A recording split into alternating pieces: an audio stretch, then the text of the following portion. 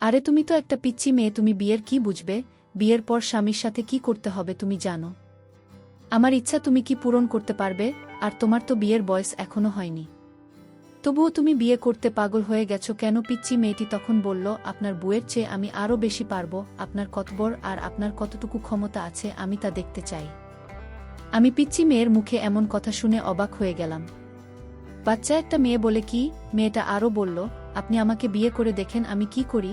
আমি তখন পিচ্চি মেয়েটাকে বললাম, ঠিক আছে, আমি তাহলে বিয়ের আগে তোমার একটা পরীক্ষা নিতে চাই। যদি পাশ করো তাহলে তোমাকে আমি বিয়ে করব। মেয়েটা বলল, আপনার যে কোনো পরীক্ষায় পাশ করতে পারবো।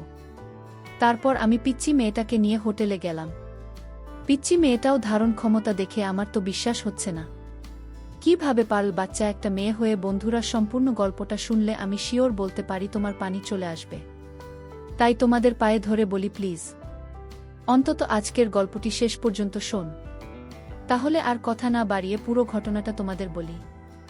2 দিনের ছুটিতে বাসায় এসে মন খারাপ করে বসে আছি আমি। কারণ যাকে আমি মামাতো বোন হলেও নিজের বোন বলে জেনে এসেছি ছোটবেলা থেকে, সেই পিচি মামাতো বোনের সাথে আমার মা আমার বিয়ে ঠিক করেছে। আর মা বলছে বিয়ে না করলে সে নাকি মরে যাবে। আচ্ছা, আমার পরিচয়টা দেই। আমার নাম মেহেদী হাসান নীলা। বিসিএস প্রশাসন ক্যাডারের সহকারী কমিশনার পদে সেই 418 জনের মধ্যে একজন। যেখানে সরকারি চাকরি মানে সোনার হরিণ, সেখানে বিসিএস ক্যাডার হল হীরার খনি না, এটা আমার মতামত নয়। আমি বিসিএস পাওয়ার আগেও যেমন সাধারণ ছিলাম এখনও তেমনি আছি। তবে মানুষজনের ভাবে নিজেকে অসাধারণ ভাবতে হয় খানিকটা। ভেবেছিলাম এবার মাকে মালিহার জন্য রাজি করাব। কিন্তু যখনই আমি মালিহার কথা তুললাম সাথে সাথে মায়ের চেহারা আগুনের মতো জ্বলে উঠল। আমি এবারও তাকে আমার ডিসিশন নিলাম না। কেবল তার ডিসিশনের জন্য কিছুক্ষণ দাঁড়িয়ে রইলাম। কিন্তু তারপর মা যা বলল তা তো অসম্ভব। আমার পিচ্চি মামাতো বোনকে আমি বিয়ে করব কিনা সেটা নিয়ে আমার মাথা ব্যথা নেই। আমার মায়ের মাথা ব্যথা হলো একজন 27 বছর পার হওয়া মেয়ের সাথে আমার বিয়ের কথা ভাবতে পারাটা মায়ের কাছে অসম্ভব বলে মনে হতো। মালিহার সাথে সম্পর্কের প্রায় 6 বছর হতে চল। এই 6 বছরে মালিয়া আমার অসীম অবহেলা সঙ্গে করে আমাকে ভালোবেসেছে। আমি রাতের পর রাত তাকে বলেছি, আমি পড়া শেষ করে তোমাকে ফোন দিচ্ছি, এখন রাখ। তারপর আমি পড়তে পড়তে ঘুমিয়ে গেছি। সে তার মতো আমার ফোনের অপেক্ষায় থেকেছে।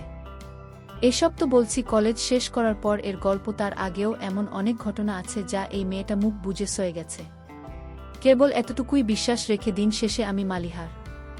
সে বয়স বাড়িয়েছে শুধু আমার জন্য। তার বাবার শাসন, মায়ের রাগ আর অনেকগুলো বিয়ের সম্বন্ধ।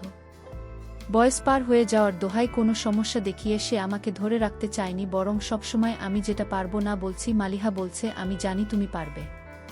মালিহার কিছু কারণে আমি তাকে উপেক্ষা করতে পারিনি।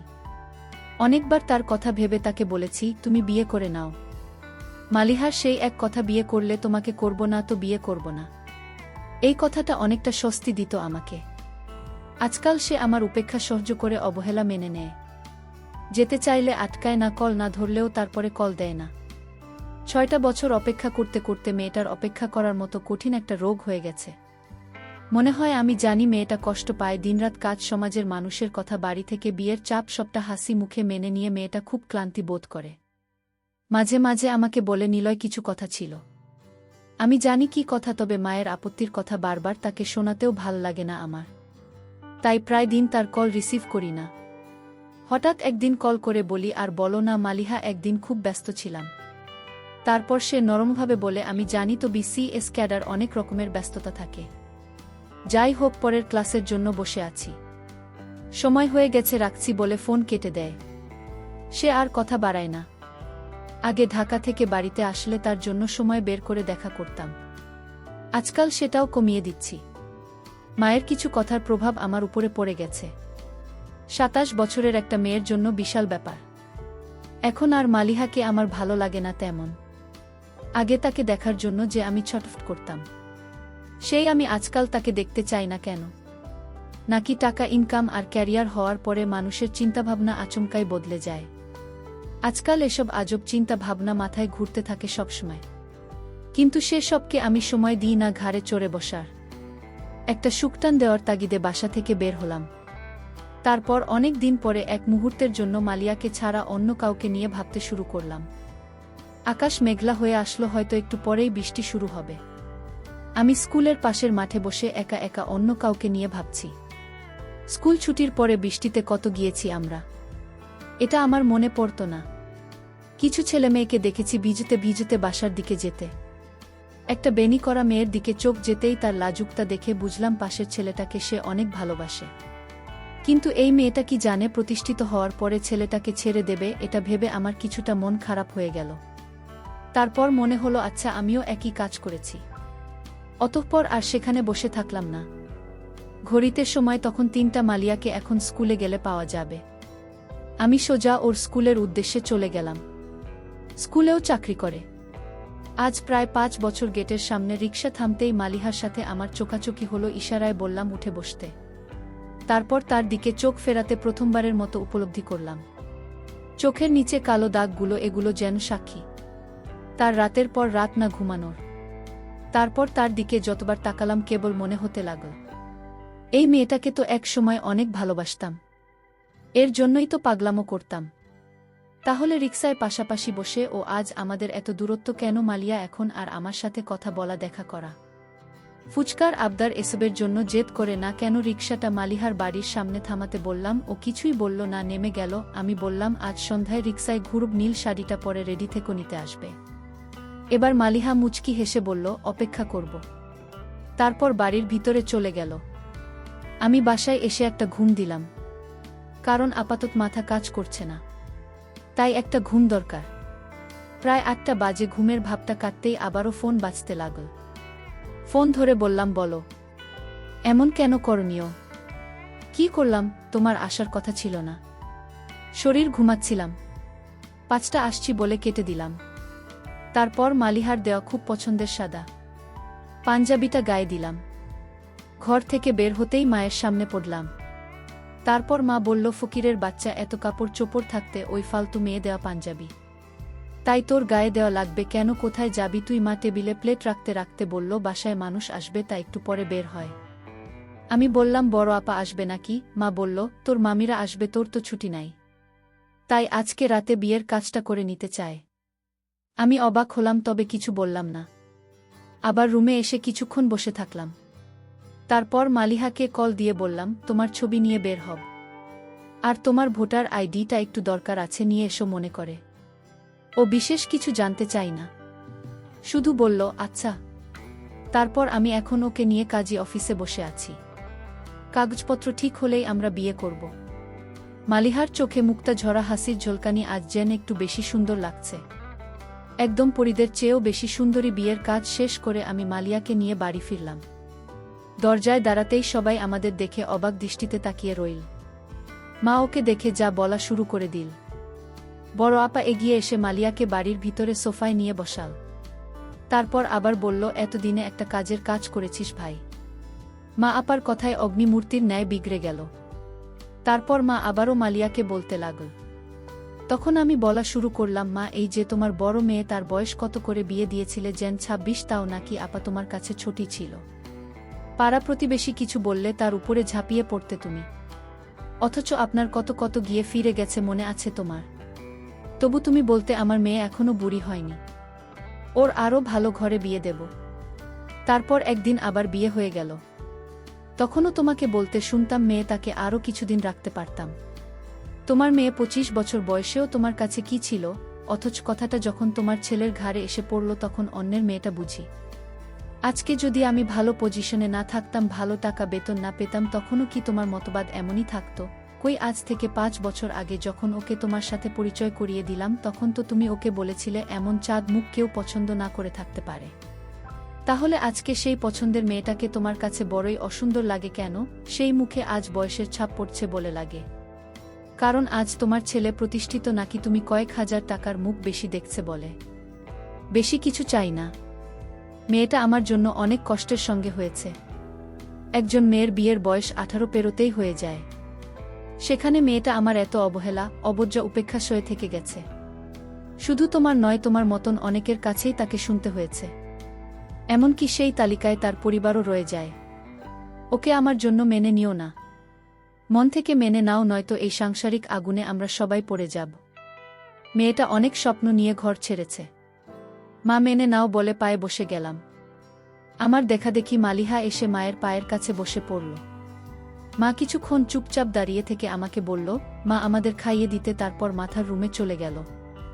আমরা আরও কিছুক্ষণ ওভাবে বসে থেকে নিজেদের দিকে হতবাক হয়ে তাকিয়ে রইলাম। প্রায় 4 মাস কেটে গেছে বিয়ের এখন, আর আমি মালিয়াকে অবহেলা করি না। মালিয়া আবারও আগের মতো বুক দিয়ে দিনভরের গল্প শোনায়। মা কি বলল, কি করল এসব। আমি প্রায় বলি ঢাকায় আসল সংসার করি।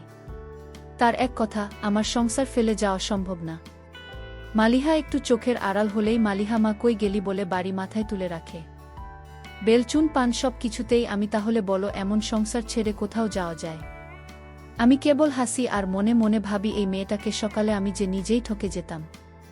তার কিছুদিন পর আমার মামি বাড়িতে এসে জোরে জোরে চিল্লাতে লাগল আর বলতে লাগলো আমার মেয়ের সাথে বিয়ের কথা ছিল, আর আজ তোমার ছেলে একটা বয়স্ক মেয়েকে বিয়ে করে এনেছে। এ আমি কিছুতেই মেনে নিতে পারি না।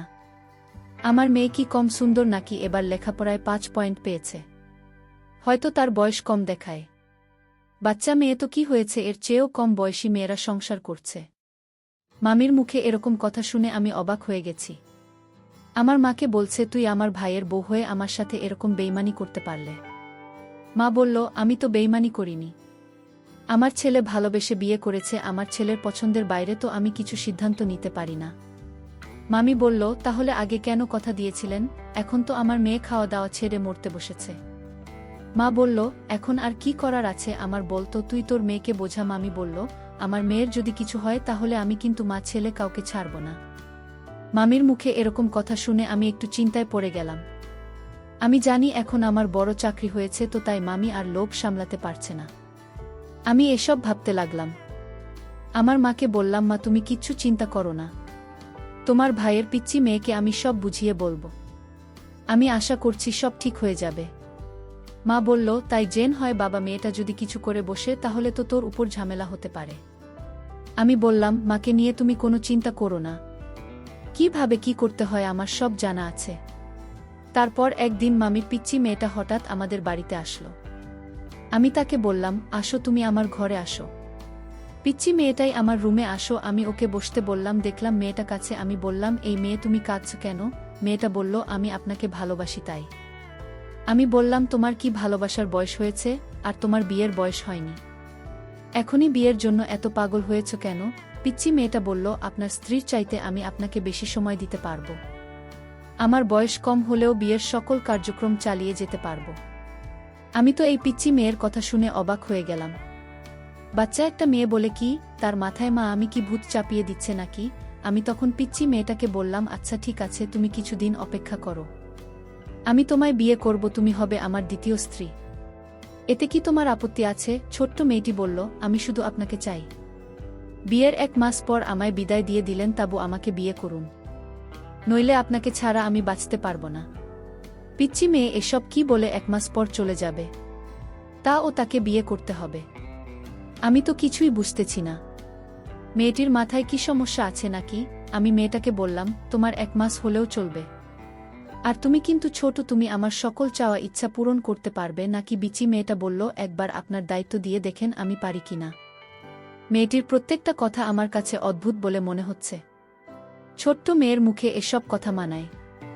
আমি বললাম, ঠিক আছে, আমি তোমাকে পরীক্ষা করতে চাই। মেয়েটা বলল, কি পরীক্ষা করবেন?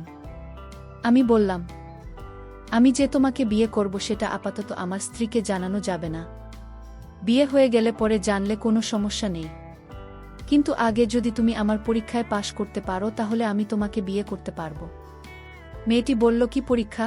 আপনি যে পরীক্ষা দেবেন সেই পরীক্ষায় পাশ করতে পারবো। আমি বললাম, তাহলে তুমি আমার সাথে একদিন দূরে এক হোটেলে যেতে হবে। সে বলল, আপনি যেখানে যেতে বলবেন সেখানেই যাব। আমি বললাম, তাহলে তোমায় নিয়ে মহেশখালী যাব ঘুরতে। সে খুব খুশি হয়ে বলল, ঠিক আছে। আমি পরের দিন তাকে মহেশখালী ঘুরতে নিয়ে গেলাম। তারপর রাত হলো, আমরা একটা হোটেলে উঠলাম। তারপর আমি বললাম, আজ রাতে তোমার পরীক্ষাটা নিবে। তার আগে একটা কথা বলি, তুমি আমায় সত্য করে বলো তো, তুমি কি কাউকে ভালোবাসো? বন্ধুরা, ভিডিও মাঝখানে একটা কথা বলতে চাই। আমি তোমাদের আনন্দ দেওয়ার জন্য খুব কষ্ট করে ভিডিও বানাই, তাই তোমাদের কাছে অনুরোধ থাকবে অবশ্যই এই ভিডিওটি দেখে একটি লাইক করবে এবং চ্যানেলটি সাবস্ক্রাইব করে পাশে থাকবেন। সে বলল, বাসি তো আপনাকে। আমি বললাম, এটা মিথ্যা। তুমি অন্য একটা ছেলেকে ভালোবাসে, তাই না? সে বলল, না, আমি আপনাকে ছাড়া কাউকে ভালোবাসি না। তারপর যে ছেলেটি তাকে পাগলের মতো ভালোবাসত, সেই ছেলেটিকে আমি ডাক দিলাম। পঙ্কজ, তুমি আসো তো। পঙ্কজ, তুমি সব খুলে বলো। পঙ্কজ বলল, স্যার, আপনার মামাতো বোন আগে আমাকে পাগলের মতো ভালোবাসত, কিন্তু আপনার যখন বড় চাকরি হয়ে গেছে তখন আপনার মা আমি তাকে আপনার কাছে বিয়ে দিতে চায়। আপনার মামি বলল, দরকার হয় একদিনের জন্য ওকে বিয়ে করো, কারণ তার সম্পত্তির ভাগ আমি চাই। আপনার মা আমি একজন লোভী মানুষ। আমি তখন পিচ্চি মেয়েটাকে বললাম, এসব কি বলছে ছেলেটি? পিচ্চি মেয়েটি বলল, আমার কোনো দোষ নাই, সকল দোষ আমার মায়ের, কারণ আমি মায়ের পরামর্শে আমি আপনার সাথে বিয়ের নাটক করতে বাধ্য হয়েছি। আপনি আমাকে ক্ষমা করে দেন। আমি ছোট্ট মেয়েটাকে বললাম, আমি তোমায় মাফ করতে পারি, তবে আমি তোমাকে 2 বিঘা জমি তোমার নামে বিক্রি করে দিলাম, আর সেই টাকাটা দিয়ে তোমরা দুজন বিয়ে করে সুখে থাকো। আমি বুঝি ভালোবাসার কি মর্ম। ছোট্ট মেয়েটি বলল, আপনি আমাকে ক্ষমা করে দেন। বন্ধুরা, আজকের গল্পটা কেমন লাগলো তা অবশ্যই কমেন্ট করে জানাতে ভুলবেন না। আর এরকম নতুন নতুন গল্প পেতে আমাদের চ্যানেলটিকে সাবস্ক্রাইব করে পাশে থাকবে।